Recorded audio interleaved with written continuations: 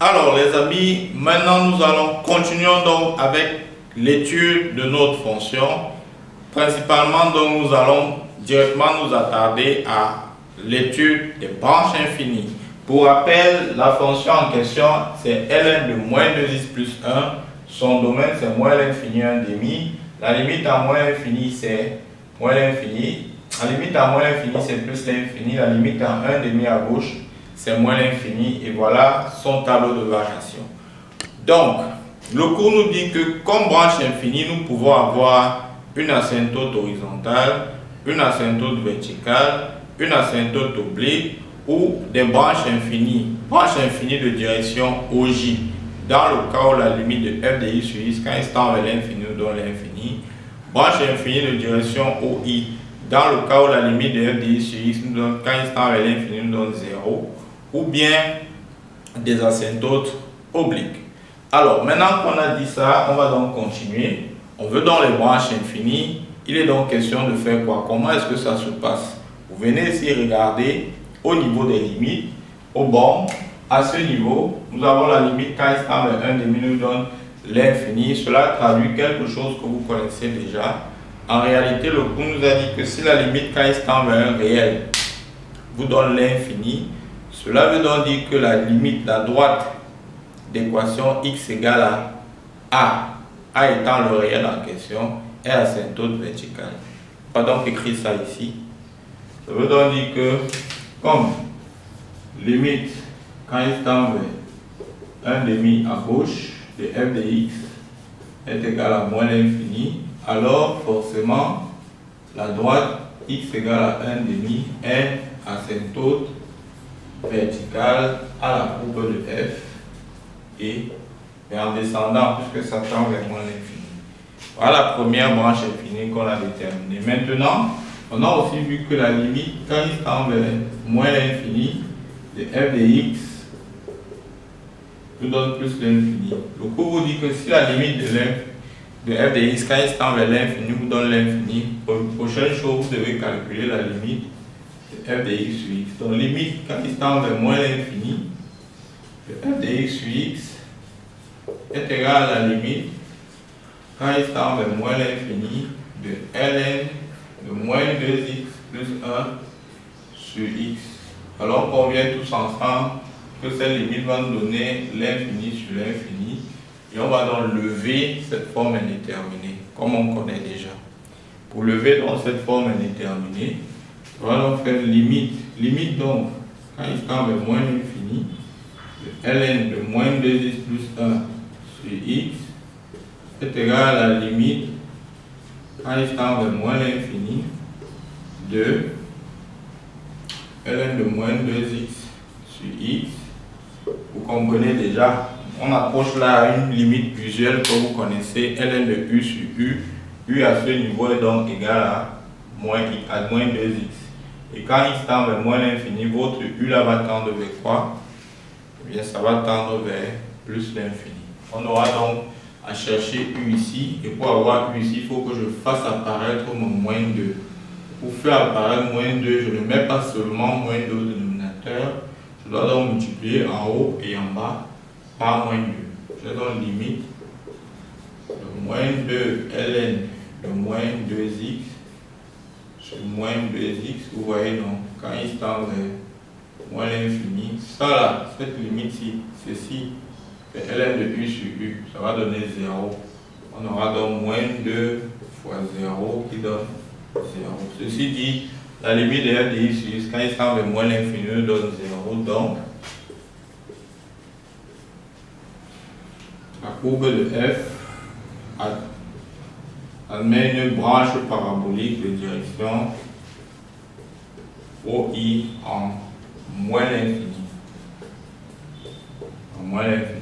On a donc cette branche parabolique en moins l'infini. Voilà que les branches infinies ont été déterminées donc au bord du domaine. Prochaine chose, il faut trouver les points d'intersection avec les axes européens. Quand on dit point d'intersection avec les axes européens, il faut donc trouver deux choses. Première chose, c'est de calculer f de 0 pour trouver le point d'intersection avec l'axe OJ. La deuxième chose, c'est de calculer f de x égale à 0 pour trouver les points d'intersection avec l'axe OI. Voilà les deux choses qu'il faut faire. Donc, f de 0, ça va faire ln de 0 plus 1 qui va donner ln de 1 qui donne 0. Ceci dit, est déjà f de 0 égale à 0. Maintenant, il faut que je résous ln de x égale à 0. Ça fait ln de moins 2x plus 1 égale à 0. Vous voyez que c'est un peu comme le chemin inverse. Il faut que je mette ça sous sa forme à ln de 1.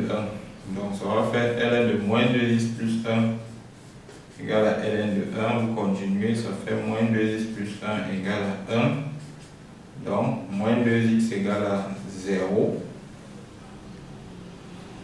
Moins 2x égale à 0, soit x égale à 0. Donc au final, on a un seul point qui est intersection avec les deux axes. C'est le point de coordonnées 0, 0. Alors le seul point. Maintenant qu'on a tout ça, on a le tableau de variation, on a les branches infinies, on a les limites, on a les points d'intersection avec les axes de repère. On va donc au tracé. Pour tracer la fonction, première chose, on place. La première chose que vous faites, vous vous demandez est-ce que j'ai les asymptotes? Oui, il y a une asymptote verticale à droite, x égale à 1,5 à moins l'infini. Votre asymptote verticale descend à moins l'infini. Donc, j'ai une asymptote verticale, je place ça à moins 1,5. Voici 1,5. Mon asymptote est donc là. Voilà l'asymptote verticale. Le haut ne m'intéresse pas. Il ne m'intéresse pas parce que quand x tend vers 1,5, f de x tend vers moins l'infini. Donc, le haut ne m'intéresse pas. Maintenant que j'ai ça, est-ce que j'ai les tangentes horizontales dans ma tangente, dans mon tableau de variation? Il n'y a pas de tangente horizontale. Je rappelle que dans le tracé, pour tracer efficacement une fonction, la courbe d'une fonction, vous devez tracer de façon pas à pas, en commençant par les asymptotes, ensuite les tangentes horizontales. On a les tangentes horizontales, au point la dérivée s'annule.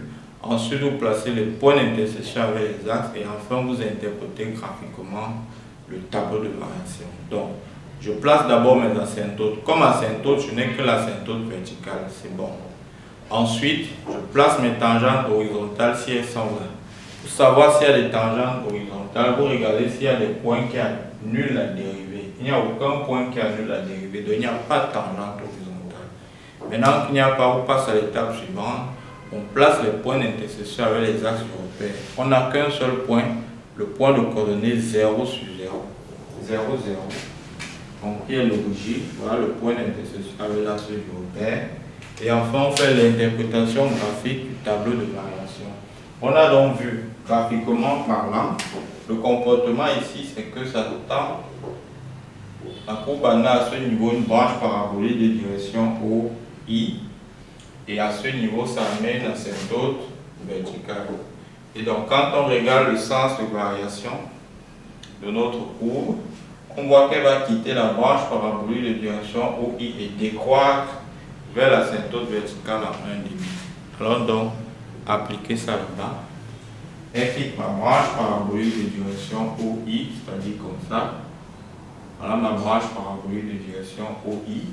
Elle va quitter ça. Elle va décroître comme ça vers l'asymptote verticale. Je rappelle que l'asymptote ne doit pas toucher. La courbe ne doit jamais toucher. Et donc voilà la courbe de ma fonction f. Voilà. Les 4 temps, comme je vous disais, asymptote, tangente horizontale, point d'intersection avec les axes, interprétation graphique du tableau de variation. Quand vous faites cela à chaque fois que vous voulez tracer la courbe d'une fonction, sans vous précipiter, vous allez retrouver l'allure de votre courbe. Je vous remercie de votre attention. Merci pour votre écoute. À très bientôt. Bye bye.